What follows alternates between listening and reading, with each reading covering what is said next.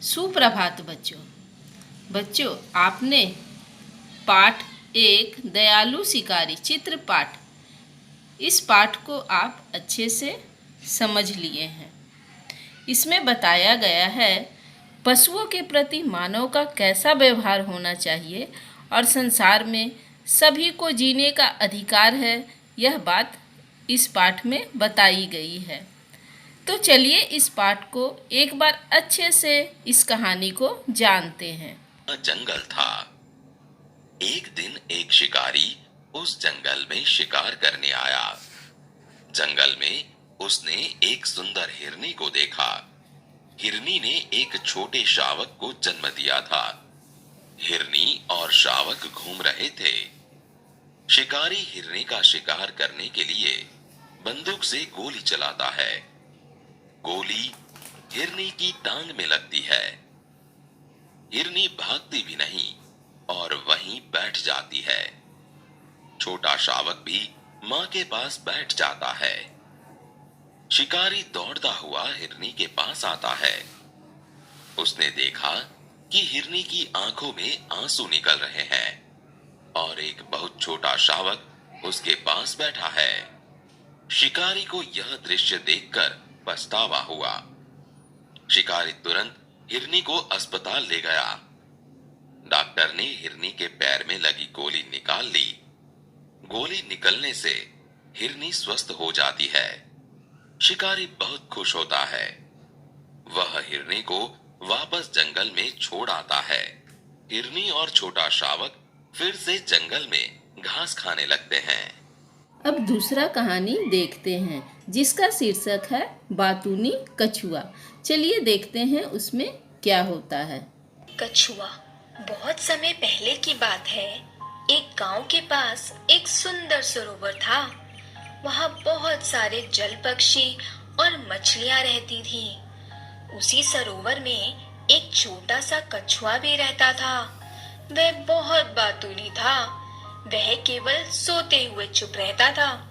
एक बार उस प्रदेश में भीषण सूखा पड़ा। सभी नदियां, झीलें और तालाब सूख गए, जिस कारण मछलियां मरने लगी और जल पक्षी दूर स्थानों के लिए उड़ गए। सरोवर के किनारे आखिरी बचे दो हंस आपस में बातें कर रहे थे। मैं सोचता हूँ कि समय आ गया है इस सरोवर को हमेशा के लिए छोड़ने का। दूसरे ने कहा, हाँ चलो दूसरे स्थान पर कोई अन्य सरोवर ढूंढे। कछुआ हंसों की बातें चुपचाप सुन रहा था। वह चिरोरी करते हुए बोला, कृपया मुझे यहाँ छोड़कर मत जाओ। मैं मरना नहीं चाहता। मुझे भी अपने साथ ले चलो। हंसों ने एक दूसरे को देखा। उन्हें कछुए के प्रति दया आ गई। वे उसे कैसे ले जाएंगे, वे इसी बात को सोचने लगे। उनके लिए उड़ना आसान था, परंतु कछुए के लिए इतनी दूर पैदल चलना कठिन था। कछुए ने उन्हें एक बढ़िया उपाय सुझाया। वह बोला, तुम क्यों नहीं एक मोटा डंडा उठा लेते?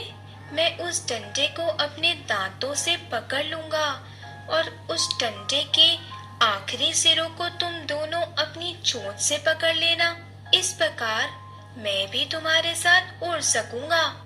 हंसों ने उसके सुझाव को सुना और उसे चेतावनी देते हुए समझाया, यह बहुत अच्छा उपाय है, परंतु तुम्हें बहुत सावधानी रखनी होगी। समस्या तुम्हारे बहुत बोलने से है। यदि तुमने कुछ भी बोलने के लिए मुंह खोला तो तुम धरती पर जा गिरोगे, और इसलिए डंडे पर झूलते समय तुम बिल्कुल बात मत करना। कछुए ने वचन दिया कि वह पूरे रास्ते नहीं बोलेगा, और हंसों ने उसी डंडे के दोनों सिरों को चोंच से दबा लिया। कछुए ने दांतों से डंडे को पकड़ लिया। वह अपनी लंबी उड़ान के लिए निकल पड़े। वे पहाड़, घाटी, गांव, जंगल से होते हुए एक शहर के ऊपर उड़ने लगे। इस अद्भुत दृश्य को देखने के लिए आदमी, औरत, बच्चे घरों से बाहर निकल आए। बच्चे शोर मचाते हुए ताली बजाने लगे।